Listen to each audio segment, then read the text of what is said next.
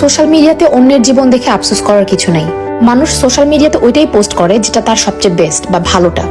আর যারা বিদেশে থাকে তাদের সুন্দর ভিডিও বা ছবি দেখে কষ্ট পাওয়ার কিছু নাই, এটা মনে করার কিছু নাই যে তারা স্বর্গে থাকে।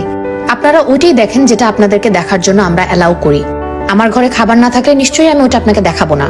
সারাদিন কাজ করার পর ক্ষুধা পেটে বাসায় আসার পর যখন কোনো খাবার থাকে না, রান্না করার পর আরো 2 ঘন্টা ওয়েট করতে হয় খাবারের জন্য, এই কষ্টটা শুধু তারাই বোঝে যারা বিদেশে থাকে।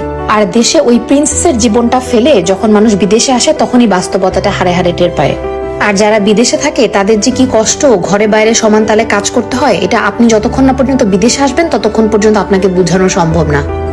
আর সারা সপ্তাহ ঘরে বাইরে কামলা দেওয়ার পর যখন উইকেন্ডে একদিন আপনি ঘুরতে যাবেন, ওই একটা ছবি বা ওই একটা ভিডিও দেখে মানুষ মনে করবে, বাহ উনি তো মনে হয় স্বর্গে থাকেন, একটা প্রিন্সেসের জীবন।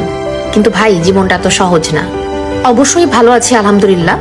আর আপনি তখনই ভালো থাকবেন যখন আপনি আপনার নিজের অবস্থান নিয়ে হ্যাপি থাকবেন। যাই হোক, আজকে রান্না করলাম আলু দিয়ে ডিমের তরকারি।